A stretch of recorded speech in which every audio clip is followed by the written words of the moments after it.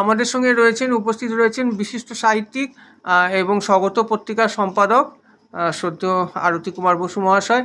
আমরা জানি আমরা এর আগে সাক্ষাৎকার নিয়েছিলাম আরতিবাবুর, আমার সেটা ইউটিউবে রয়েছে, আপনারা দেখতে পাবেন। তো আজকে আমি যেহেতু স্বগত পত্রিকা নিয়ে আমার খুব আগ্রহ রয়েছে, স্বগত সাহিত্য পত্রিকা, সেইটা নিয়ে আমি কিছু একটা এটাই ফাইনাল নয়, একটা রাফ আলোচনা ওনার সাথে করে নিতে চাইছি। তো আরতিবাবু, আপনি আমাকে একটু বলুন যে স্বগতর সঙ্গে আপনি কিভাবে যুক্ত হলেন? স্বগতর সঙ্গে আমি যুক্ত হলাম 1962 সালে। আমি যখন আসি, আমি উঠেছিলাম, আমার বাবা দুর্গাপুর স্টিল প্ল্যান্টে বড় কাজ করতেন। তার কোয়ার্টার ছিল 10-3 অশোক অ্যাভিনিউ, আর 10-7 মানে একটা কোয়ার্টার পরেই স্বগত সাহিত্য পরিষদ ছিল। আচ্ছা। সেখানে মধুদা থাকতেন, মধু চট্টোপাধ্যায়, আচ্ছা। দুর্গাপুরের একজন বড় সাহিত্যিক ছিলেন। তো তার বাড়িতে একটা ছোট লাইব্রেরি ছিল। আচ্ছা, ওই 10-3-এই, ওই 10-7-এ। 10-7-এ। আচ্ছা, 10-7-এ লাইব্রেরি। পরবর্তীকালে ওইটিই তো স্বগতর হয় না, পরবর্তীকালে 10-3 সরকার মানে দুর্গাপুর স্টিল প্ল্যান্ট একটা জায়গা দেয় 18 রুম হোস্টেলে। আচ্ছা আচ্ছা, হ্যাঁ, 18 রুম হোস্টেলে 10 নম্বর রুমটা, 10 নম্বর রুমটা, 10 নম্বর রুমটা। হ্যাঁ হ্যাঁ, দিয়ে তারপরে আপনার ওখানে মধুবাবুর সঙ্গে আলাপ হলো। মধুবাবুর সঙ্গে আলাপ হলো। মধুবাবু খুব অমায়িক ভদ্রলোক ছিলেন। তিনি লেখাপড়া তার ধ্যান জ্ঞান ছিল। হ্যাঁ, খুব তাড়াতাড়ি আমাদের মধ্যে বন্ধুত্ব হয়ে যায়। কিন্তু স্বগত সাহিত্য পরিষদ সম্পর্কে বলতে গেলে বলতে হয় যে স্বগত সাহিত্য পরিষদ আজকের পরিভাষায় বলতে গেলে এটা হচ্ছে একটা কমপ্লিট প্যাকেজ। এটা একটা প্যাকেজ। এটার মধ্যে যেরকম একটা নাটকের উইংস ছিল, খুব পাওয়ারফুল নাটকের উইংস ছিল, এর মধ্যে একটা গীতিয়ালেখ্যর উইংস ছিল, যেটা নিয়ে স্বগত বিভিন্ন জায়গায় গীতিয়ালেখ্য করেছে। আচ্ছা, তারপরে এর মধ্যে ডিবেটের একটা উইংস ছিল। সেগুলো কি অনুষ্ঠান হতো? প্রচুর অনুষ্ঠান হয়েছে। আচ্ছা আচ্ছা, এবং এই পত্রিকাটা আমার যতদূর মনে পড়ছে, এটা বের হয়েছিল 1958 সালে। আচ্ছা, তো 1958 সালে তখন কয়েকজন যারা স্বগত সাহিত্য পরিষদ করেছিলেন, তাদের মধ্যে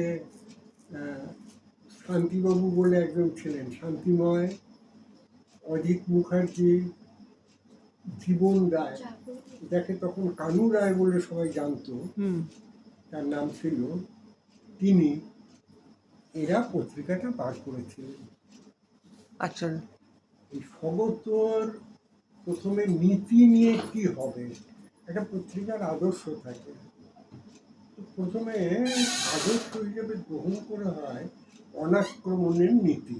আচ্ছা, কিন্তু তারপরে একটা সংখ্যা পরে রবীন্দ্র শতবর্ষ উপলক্ষে একটা বিশেষ সংখ্যা বেরোয়। আচ্ছা, যে সংখ্যাগুলো আছে আমি দেখাতে পারবো। তো এবং তারপরে ক্রমশ কয়েক বছর পরে দেখা গেল যে স্বগত তার অনাক্রমণের নীতি থেকে সরে গিয়ে সে এই যে তখন চতুর্দিকে মানে তখনকার দিনের সরকারের বিরুদ্ধে একটা বিশাল আন্দোলন বা বিক্ষোভ হচ্ছিল, যেটাকে বামপন্থী আন্দোলন বলা যেতে পারে। এই বামপন্থী আন্দোলনের খানিকটা মতাদর্শগত হয়ে পড়ল। আচ্ছা, এখন শিল্পের জন্য শিল্প, এই সাহিত্য দর্শ যেটা অনাক্রমণের নীতি, এটাকে আর্ট ফর আর্ট শেপ বলা যেতে পারে। এখান থেকে স্বগত কিন্তু কয়েক সংখ্যা পরে দেখা গেল টার্ন ওভার হচ্ছে একটা নির্দিষ্ট আদর্শের দিকে। আচ্ছা, সেটা বলা যেতে পারে বামপন্থা। এই বামপন্থার দিকে তার ঝোঁক এসে গেল, এবং যার ফলে লেখার ইয়েগুলো কিন্তু ক্রমশ চেঞ্জ হয়েছে। যদি কেউ এটা দেখে স্বগত সাহিত্য পরিষদের আগে কী ধরনের লেখা হয়েছে এবং 2-4 বছর পর থেকে স্বগত সাহিত্য পরিষদ কী ধরনের লেখা লিখেছে। আচ্ছা, বাহ, এটা একটা ভালো বললেন আপনি। একটা চেঞ্জ এসেছে। দিক বদল। হ্যাঁ, তো কিন্তু সেই সময় কলকাতার অনেক বিশিষ্ট জনেরাও তো লিখেছে, হ্যাঁ, কলকাতায় সেগুলো সেই কি সময় আমন্ত্রণ জানানো হতো? আমরা বেসিক্যালি সিপিএম এর যে সাহিত্য পত্রিকা ছিল নন্দন, নন্দনের কপি করতে চাইনি।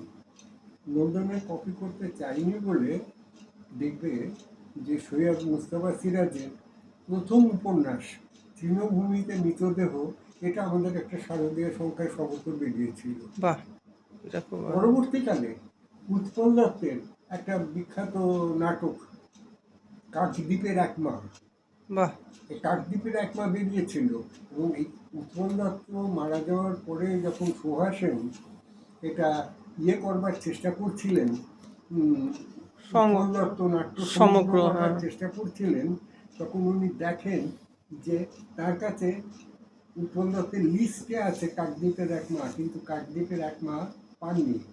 এবং উনি খবর পেয়েছিলেন যে দুর্গাপুরের কোনো একটি পত্রিকায় ছাপা হয়েছে। সে চিঠিও আমার কাছে ছিল। সুভাষ সেন লিখেছেন, আমি তখন তাকে স্বগত সাহিত্য পরিষদের কাকদ্বীপের এক মা এই নাটকের এই সংখ্যাটি পাঠিয়েছি। বাহ, তৎকালীন দিনে যুক্তফ্রন্টের যিনি অর্থমন্ত্রী ছিলেন অশোক মিত্র, হ্যাঁ, অশোক মিত্র অশোক লেখা আছে। মিত্রের প্রচুর প্রবন্ধ এর মধ্যে বেরিয়েছে। আচ্ছা। তারপরে পরিচয় পত্রিকার সম্পাদক ওই যে দীপ্তেন সান্যাল নাকি নাম ওর, আমার নামটা ঠিক এই মুহূর্তে মনে পড়ছে না, নাকি দীপেন বন্দ্যোপাধ্যায়, দীপেন বন্দ্যোপাধ্যায় তার লেখা এর মধ্যে বেরিয়েছে। শুদ্ধ সত্য বসু, অমিতাভ দাশগুপ্ত, তখনকার দিনের কবিতা বিখ্যাত কবিতার লেখক, এদের এদের বাইরের লোকের এদের লেখা বেরিয়েছে। আর এই স্বগতকে কেন্দ্র করে একটা লেখক গোষ্ঠী গড়ে ওঠে। আচ্ছা। সেই লেখক গোষ্ঠীর মধ্যে এই যে নাম বলার মুশকিলটা হচ্ছে যে আমি কিছু নাম বলবো আর কিছু নাম ভুলে যাব, তারা আমাকে গালাগালি দেবে, এইটা ঘটনা হয়। কিন্তু তবু বলছি যে প্রথম দিকের যেসব সাহিত্যিক ছিলেন তাদের মধ্যে মধু চট্টোপাধ্যায়, ভক্তি ঠাকুর, তারপরে মণি মুখোপাধ্যায়। মৃণালকান্তি ঘোষ, মণি অনেক পরে আসে, মৃণালকান্তি ঘোষ স্বগত কয়েক বছর সম্পাদক ছিলেন প্রথম দিকে। আচ্ছা। আচ্ছা, তারপরে আমি সম্পাদক হয়েছিলাম। এরা প্রথম দিকে লেখা ছিলেন, এবং কলকাতা থেকে আসানসোলে যেমন মতি নন্দী এ লেখা, এখানে সমতর একজন লেখক ছিলেন। কলকাতায় অনুনয় চট্টোপাধ্যায় লেখা ছিল। তারপরে ইন্দ্রনাথ গণতান্ত্রিক লেখক শিল্পী সঙ্গে ছিলেন, সেক্রেটারি ছিলেন, তার লেখা বেরিয়েছে। আর দুর্গাপুরে পরবর্তীকালে তারপরে এক ঝাঁক আমরা লেখক পেয়েছিলাম। তার মধ্যে মৃণাল বণিক আছে, তার মধ্যে নন্দ চৌধুরী আছে, বিমান চট্টোপাধ্যায় আছে, রবীন গুহ আছে, সুধাংশু সেন আছে, আলী আকবর আছে, এবং মণি মুখোপাধ্যায়ের নাম বোধহয় বললাম, মণি মুখোপাধ্যায় আছে, গোপাল দাস আছে, বাদল ভট্টাচার্য। হ্যাঁ, বাদল ভট্টাচার্য সাধারণত আমাদের পত্রিকার প্রচ্ছদ করে দিতেন।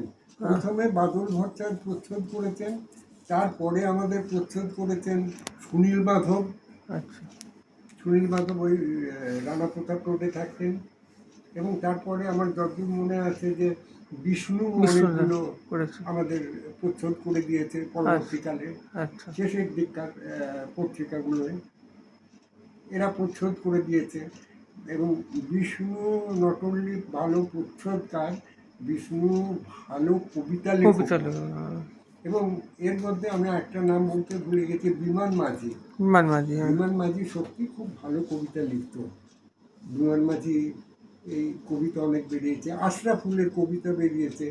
আশরাফুলকে দিয়ে আমি ওই মৃণালের বই, অন্তত 3-4খানা কবিতার বই রানার সমেত এগুলো রিভিউ করিয়েছি স্বগততে। স্বগতই রিভিউ, স্বগতর অনেকগুলো উইং ছিল। এবং এই স্বগত পত্রিকারও একটা ভাগ ছিল, শিল্প সাহিত্যের আলোচনা সমালোচনা।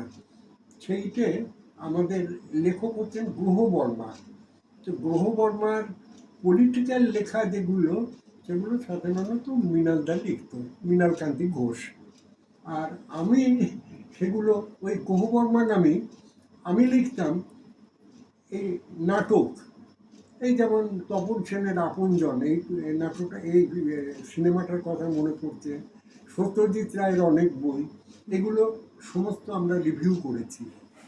অনেক বই, বুক রিভিউ আমরা করেছি। তাতে আমি আরতি কুমার বসু, কখনো অশোক বসু নামে করেছি, এরকমও হয়েছে। বাহ। আচ্ছা, তারপরে তুমি বলো, একটু মনে করে বলো আমাকে। তারপরে তারপরে নাটক, হুম নাটকের ক্ষেত্রে আমরা যেমন একদিকে কলকাতায় বিপ্লব দত্তের নাটক ছেপেছি, হুম তেমনি হুম হুম আমি এখানে মুকুল বসু নামেও হুম অনেক পথনাটিকা লিখেছি। দেখবে এই সমস্ত সাহিত্য পরিষদে ছাপা হয়েছে, এবং সেগুলো দীর্ঘদিন ধরে এখানে হয়েছে এই নাটকগুলো। তারপরে এই মনির, এখানে অনেক গল্প, রমেন দাস, হুম রমেন দাস এখানে অনেক কবিতা লিখেছে। হুম সব্যসাচী, হুম সব্যসাচী আস্তে। যে নাটক দিয়ে, সব্যসাচী হুম হুম নাটকের অনেকগুলো হুম লিখেছিল, হুম সেগুলো এখানে প্রকাশিত হয়েছে। আচ্ছা। এই আমার মুশকিলটা হচ্ছে যে আমি একটা বই খুঁজছি, বইটা পেলে তোমাকে আমি রেডিমেড যদি দিতে পারতাম। সে বইটা হচ্ছে স্বগতর 25 বছর পূর্তি উপলক্ষে, তখন বলতো লাল ময়দান, আশিস মার্কেটের পাশের মাঠটাকে লাল ময়দান বলা হতো। হুম এই লাল ময়দানে আমরা একটা বিশাল 4-5 দিনের অনুষ্ঠান করি বড়, এবং সেখানে আমরা একটা ম্যাগাজিন সাইজের, সাধারণত সমস্ত ডিমাই সাইজের বেরোতো, কিন্তু আমরা ম্যাগাজিন সাইজের আমরা একটা পত্রিকা 25 বার করি। বছর তার সংখ্যা। মধ্যে উল্লেখযোগ্য লেখকদের কোন কোন সংখ্যায় লিখেছে তার একটা লিপি ছিল। আচ্ছা।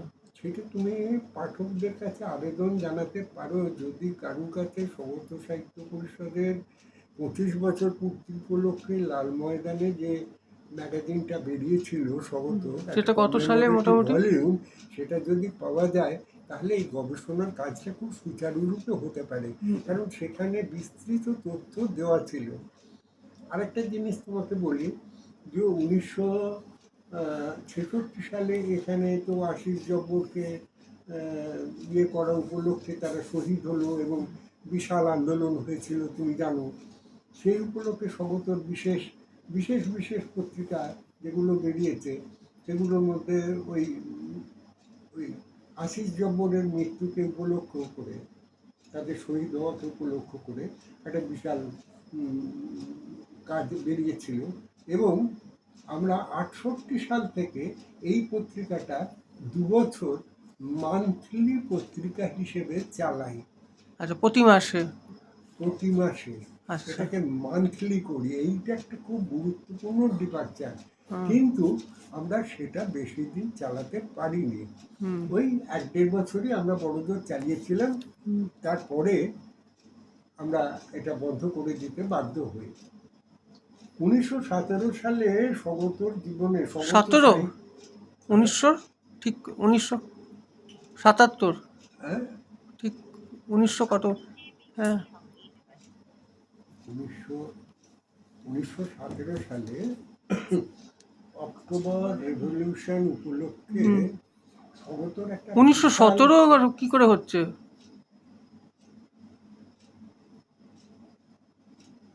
বাংলা 1917?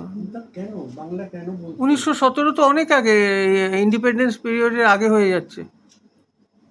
ও 1917, হ্যাঁ না না, 1917, হ্যাঁ, সেটা তো আমি বলছি। বিশ্ব 17, হ্যাঁ, আচ্ছা, 2017, হ্যাঁ 2017। হ্যাঁ 2017 সালে সমগ্র একটা বিশাল ক্ষতি হয়ে যায়। সে ক্ষতিটা হচ্ছে কি, যে স্বগত সাহিত্য পরিষদ অক্টোবর রেভলিউশন উপলক্ষে এই স্থানীয় গোপালপুরে একটা নাটকের অনুষ্ঠান করতে যায়। নাটকটার নাম আমার মনে আছে, হারানের নাচজামাই, মানিক বন্দ্যোপাধ্যায় এই গল্প অবলম্বনের নাটকটা। সেটা করতে গিয়ে ফেরার পথে এই বাসটা একটা মানে পাথর ও আচ্ছা, এটা চার শুনেছিলাম, হ্যাঁ। মেরে দেয়। হ্যাঁ। এবং মেরে দেওয়ার ফলে সেখানে দুজন স্পট ডেড, অলোক এবং অমর মারা যায়। এবং আর আমাদের অনেক সবাই হসপিটালে ভর্তি হয়। সে একটা বিশাল কাণ্ড হয়েছিল, সে শ্রমিক শ্রেণী ভেঙে পড়েছিল। এবং দুর্গাপুরের ডাক্তাররা যে কি অমানুষিক পরিশ্রম করে বাকি লোকেদের ভালো করেছে, তার মধ্যে মিনতি মুখার্জি, সোমেশ বসু, এদের নাম আমার এই মুহূর্তে মনে পড়ছে।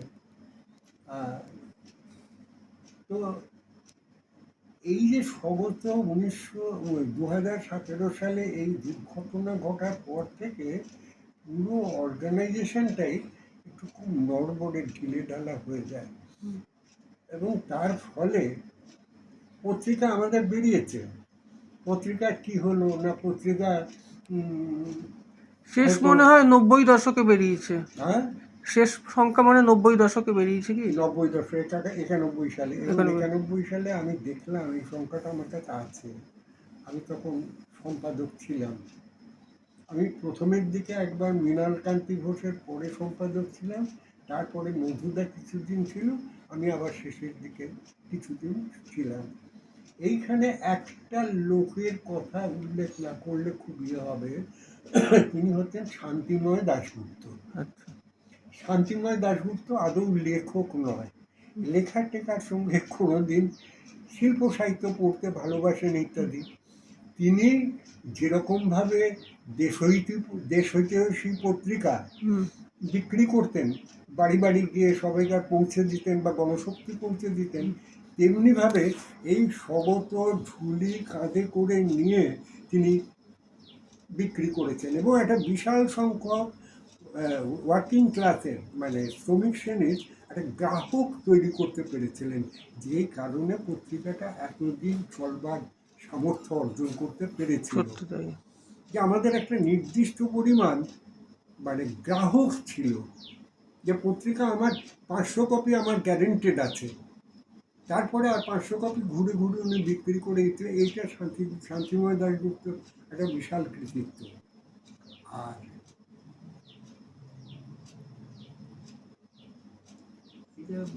যা বললাম, আমার এখন যেটা তাৎক্ষণিকভাবে এই মুহূর্তে এগুলো বলা সম্ভব নয় আমার পক্ষে।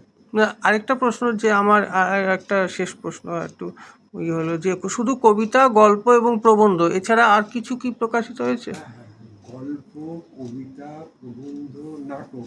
নাটক, আচ্ছা। এবং প্রচুর পলিটিক্যাল হুম লেখা বেরিয়েছে। অশোক মিত্র যে লেখা লিখেছে, সে তুমি আজকেও পড়লে আজকেও প্রাসঙ্গিক হবে। তুমি যদি শেষ সংখ্যাটা 91 সালের যদি আমাদের দেখো, সেটা পুরো আমেরিকান সাম্রাজ্যবাদের বিরুদ্ধে সংখ্যাটা। সেটা বেরিয়েছিল 66 সালের যে শ্রমিক আন্দোলন এখানে হয়েছিল আর কি, আসিফ জব্বরের মৃত্যুকে উপলক্ষ করে, সেই বিশেষ সংখ্যা ছিল।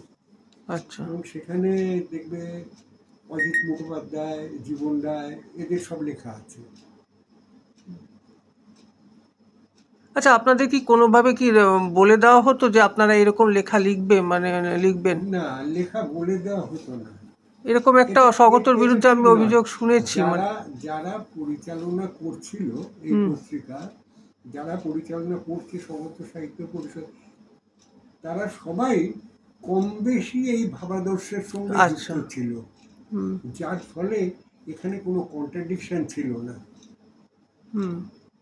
না, অন্য কোনো আদর্শের যারা বিশ্বাসী তাদের লেখা কি না, তাতে কোনো অসুবিধা হয়নি। আচ্ছা। কিন্তু এই যেমন বিমান, রবীন্দ্র গুহ, এরা তো অন্য ইয়ে ছিল, ভাবের লোক ছিল, কিন্তু তাতে কোনো অসুবিধা হয়নি। স্বগত অকাতরে এদের লেখা ছাপা হয়েছে। আচ্ছা, বাহ। হ্যাঁ, রবীন্দ্র গুহ যারা আগে পর্যন্ত আমি দেখাতে পারি যে রবীন্দ্র গুহর লেখা স্বগতে ছাপানো। সুধাংশু সেনের অকাতরে আমরা কবিতা ছাপিয়েছি। সুধাংশু সেন আমার খুব ঘনিষ্ঠ বন্ধু ছিলেন, আচ্ছা। এবং তার লেখা বই একটা আমাকে উৎসর্গ করেছেন, মানে হাতে লিখে আমাকে প্রেজেন্ট করেছেন। সে বই, সে কবিতার বই আমার কাছে আছে। আমার ইচ্ছা আছে সে বই আমি রিভিউ করবো এক সময়। তো এরকম ছিল, এটা কোনো ইয়ে ছিল না। কিন্তু হুম ওই যে বললাম যে আদর্শগত ক্ষেত্রে হুম আমাদের ঝোঁকটা ছিল বামপন্থার বামপন্থা দিকে দিকে। দিকে। হুম। এবং যেই কারণে পরবর্তীকালে দেখা গেল যে না, এসব আর আমি বলবো না না না, বলুন বলুন না, বলুন বলুন বলুন বলুন বলুন, এটা বলা দরকার। অনেকেরই মনে অনেক কিছু প্রশ্ন সংশয় তুমি অন্য থাক। প্রশ্ন করো। না না না, এই প্রশ্নটা একটু একটু বলুন, আপনি ভিতরে আটকে রাখলে হবে না। বলুন বলুন প্লিজ। না, অনেকের মনে এই সংশয়টা থাকে যে স্বগত মানেই বামপন্থা। স্বগত মানে বামপন্থা নয়, এটা একবারে সম্পূর্ণ ভুল ধারণা।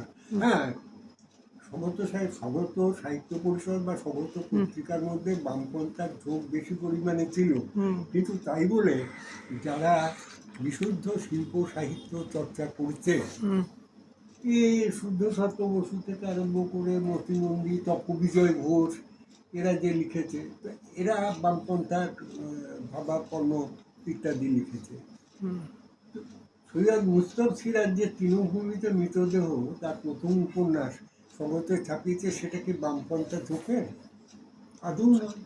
আমরা সেরকম উপন্যাস ছাপিয়েছি, এবং সেরকম অনেক লেখক, আমি তো নাম করলাম, যে রবীন্দ্র গুহ, সুধাংশু দা, বিমান, এরা এই যে লিখেছে, এই যে মৃণাল বণিক অথবা নন্দ চৌধুরী, হুম এরা স্বগত নিয়মিত লেখক ছিল।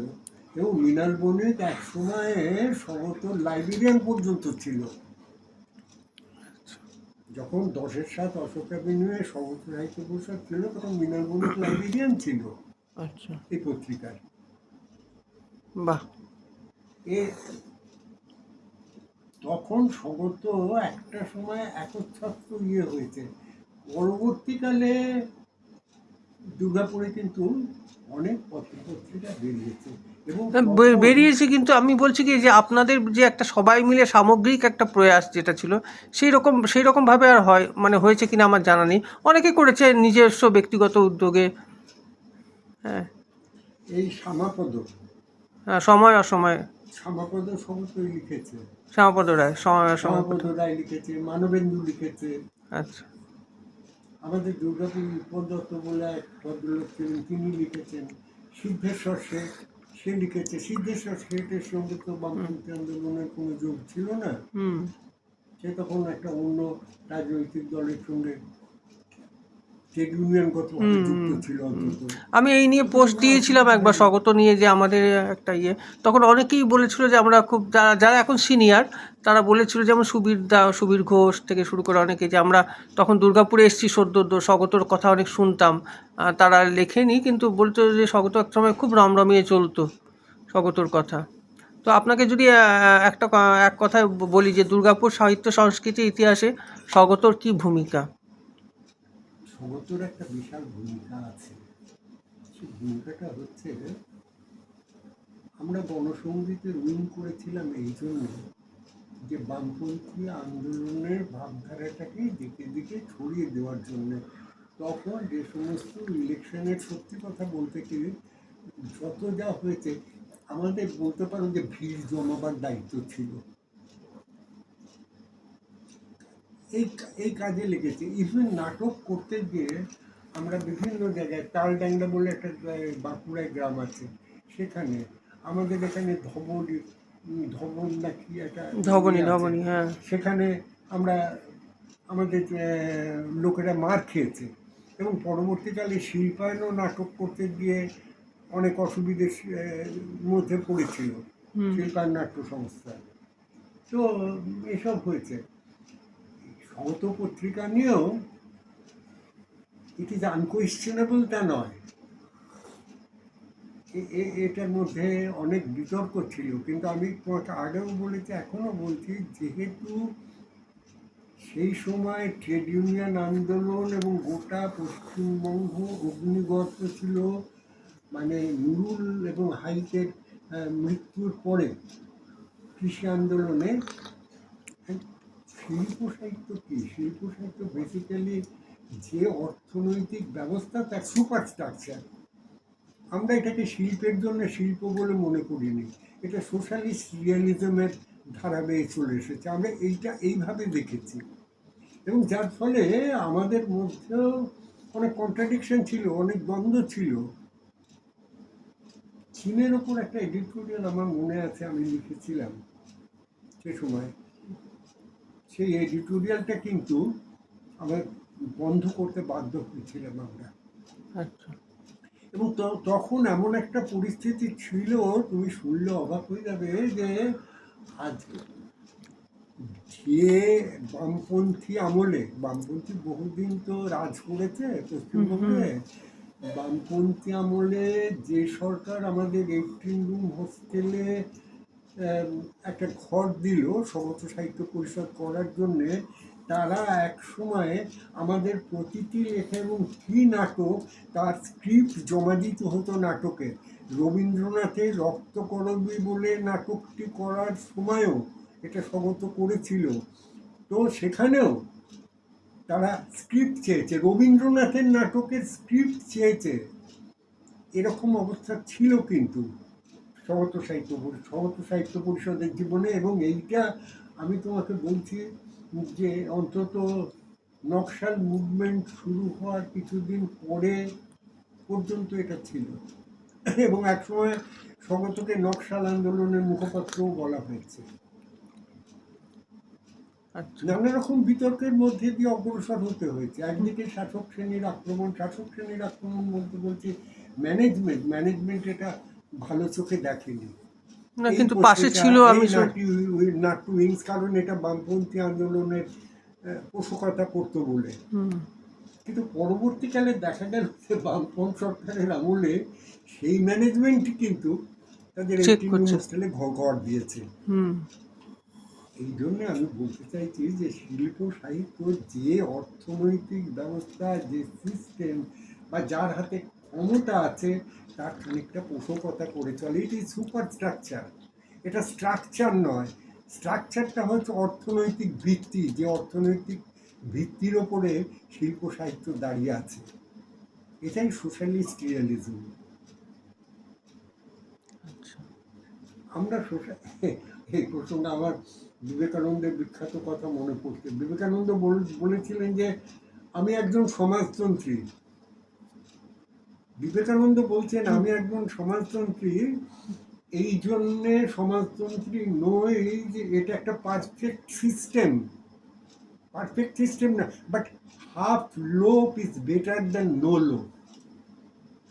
সমাজতন্ত্র উন্নত ধরনের অবস্থা। এবং তখন স্বগত এরকম হওয়ার পেছনে শুধু পশ্চিমবাংলা বা ভারতবর্ষের বামপন্থার অনেকটা বাড়বাড়ন্ত হয়েছে। এই একসঙ্গে তুমি দেখবে 3টে রাজ্যে, কেরালা, পশ্চিমবঙ্গ, ত্রিপুরা এবং অন্যান্য জায়গাতেও বামপন্থা অনেক সিট পেয়েছে ইত্যাদি। কিন্তু এই জন্যে শুধুমাত্র ভারতে এই জায়গাগুলো পেয়েছে নয়, সেই সময় সোভিয়েত রাশিয়া, চীন, তখনও সোভিয়েত রাশিয়ার পতন হয়নি, সোভিয়েত রাশিয়া, চীন, Cuba, Yugoslavia, Poland, Hungary, Cuba, এই সমস্ত দেশে সমাজতন্ত্রের বিজয় পতাকা উঠছে। ভিয়েতনাম যুদ্ধে আমরা শরীর হয়ে পড়েছিলাম। উৎপল দত্ত কলকাতায় যেরকম নাটক করেছিল, যোছন দস্তিদার অমর ভিয়েতনাম করেছিল, আমরাও দুর্গাপুরে ভিয়েতনামের ওপর নাটক করেছিলাম। তখন কি হচ্ছে না, সমগ্র বিশ্বে একটা পরিবর্তনের ধারা সূচিত হবার সম্ভাবনা দেখা দিয়েছিল, যেটা সাম্রাজ্যবাদ অতি কৌশলে এইটা পরবর্তীকালে সক্ষম হয়েছে ভেঙে দিতে, যার ফলে সোভিয়েত ভেঙে টুকরো টুকরো হয়ে গেল। পোল্যান্ডের কি হাল হলো দেখলে। এবং এখন কিউবা কোনো রকমে দিক দিক করে জ্বলছে, আর্জেন্টিনাও গেছে, যুগোস্লাভিয়া গেছে, ইত্যাদি গেছে, এবং ভারতবর্ষে বামপন্থী আন্দোলনের কি অবস্থা সেটা দেখতে পাচ্ছি।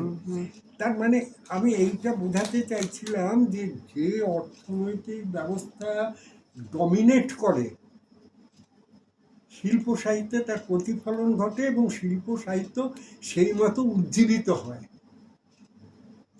দক্ষিণ পন্থা ডমিনেট করলে দক্ষিণ পন্থার বিজয় ঘোষিত হবে এবং সেই রকমই হবে। একদমই তাই। এইটি হচ্ছে ঘটনা। এটা খুব ভালো কথা বললেন। হ্যাঁ, এসব কথা যদিও অফ দি রেকর্ড মানে বলার কথা, আমি স্পষ্ট বলে দিচ্ছি তোমাকে। তো এগুলো আমি যখন লিখে তোমায় দেবো না, তুমি দেখবে আরো জোরালো ভাবে আমার লেখা আছে, আমি লেখা থেকে কোট করে তোমাকে দেবো। আচ্ছা, যাই হোক, আপনি অনেকটা তো আমাদের সঙ্গে তথ্য দিলেন, আমার খুব ভালো লাগলো, কারণ আপনি অসুস্থ রয়েছেন। তার মধ্যেও আমার কিছু প্রশ্ন ছিল এবং অনেকেরই দুর্গাপুর দর্শকের পাঠকের জানার কথা আমাকে বলেছিল যে স্বগত নিয়ে তারা জানতে চায় অনেকটা। কথা কিন্তু তাদেরকে বলো যে আমি যে সমস্ত শিল্পী সাহিত্যিকদের নামগুলো করলাম আরো আছে, তাৎক্ষণিক বসে সকলে করা সম্ভব সম্ভব নয়। না। হ্যাঁ, আমি একটা পূর্ণাঙ্গ তালিকা আমি তাদের জন্য দেবো। আমি একটা বই খুঁজে পাচ্ছি না বলে আমি এই অসুবিধার সম্মুখীন হয়েছি, সেগুলো আমরা ছাপিয়ে দেবো। আমার তাৎক্ষণিকভাবে যে নামগুলো মনে পড়লো এখনই আমি সেগুলো বললাম। হয়তো কোনো এমন একটা ভাইটাল আমি হয়তো নাম বাদ দিয়ে ফেলেছি, এই জন্য আমি খুব দুঃখিত এবং ক্ষমা প্রার্থী। এটা বলার দরকার না না, সেটা ঠিক, সব কথা তো মনে পড়ে না ইনস্ট্যান্টলি। তুমি আমার হয়ে এটা করো, তুমি একটু বলো যে দুর্গাপুর একটা বিস্তৃত জায়গা, শ্যামাপদ হয়তো পারে, শ্যামাপদের কাছে থাকলেও থাকতে পারে, যে সমস্ত সাহিত্য পরিষদের 25 বছর পূর্তি উপলক্ষে যে ম্যাগাজিনটা বেরিয়েছিল, সেটা ম্যাগাজিন সাইজে, তার মধ্যে কিন্তু বিস্তৃত আমরা একটা 25 বছরের করেছিলাম, অ্যাকাউন্ট করেছিলাম। সেইটা পেলে তোমার কাজটা খুব সুবিধা হয়। ঠিক আছে, ঠিক আছে। আর এখন যারা আছে, আমি মনে করি যাদিকে সমস্ত সাহিত্য পরিষদ সম্পর্কে তুমি কিছু লিখতে বলতে পারো, তাদের মধ্যে বিমান নন্দচৌধুরী বললাম তো কালকে, আশরাফুল, কারণ আশরাফুল অনেক লেখা লিখেছে। আচ্ছা, এরা আছে। শ্যামাপদ লিখেছে,